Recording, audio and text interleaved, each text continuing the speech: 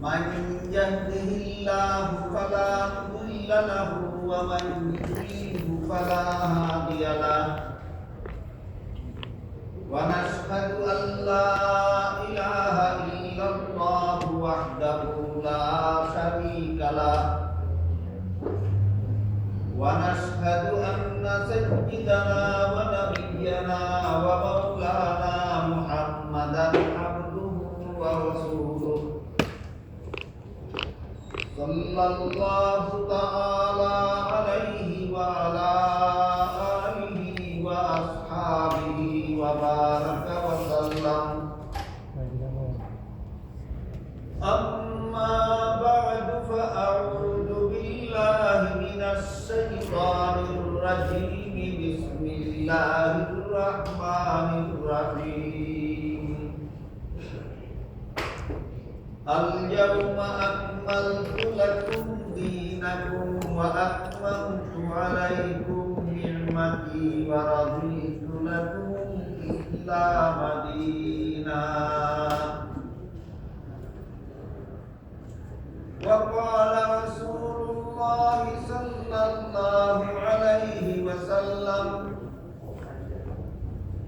يحمل هذا العلم من كل خلف عدوله ينفون عنه تحريف الغالين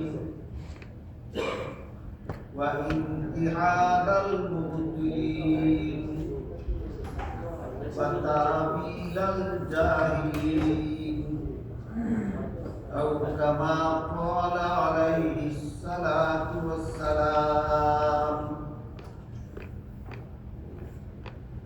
हज़रत उलमाए किराम मुहतरम हाजिरीन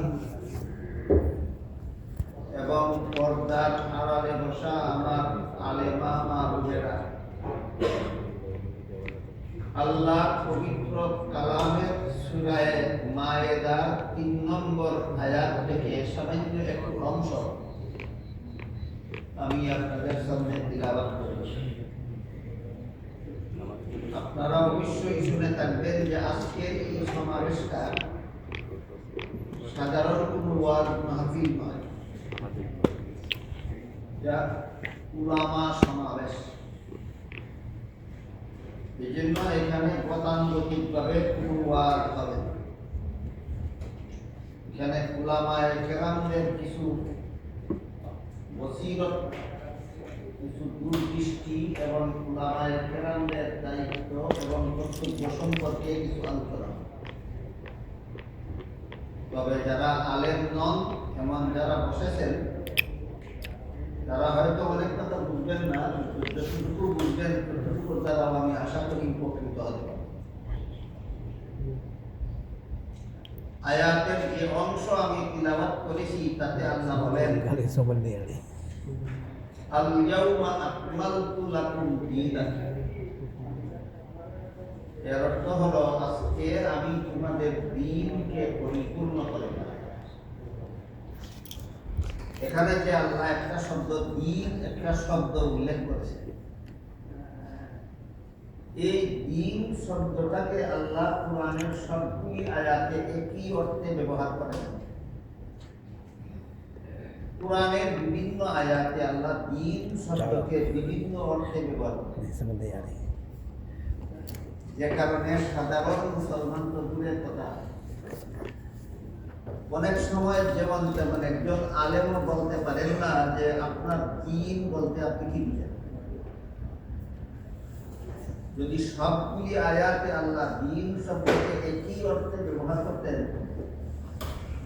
তাহলে সমস্ত মুসলমান বলতে পারতো যে আমার দ্বীন অমুক জিনিসটা না। কিন্তু আল্লাহ তো সব আয়াতে দ্বীন শব্দকে একই অর্থে ব্যবহার করেন। একটা উদাহরণ দেখুন, কোরআনের যে আয়াতে আল্লাহ সর্বপ্রথম দ্বীন শব্দ ব্যবহার করেছেন সেটি হলো সূরাতুল ফাতিহার ৩ নম্বর আয়াত।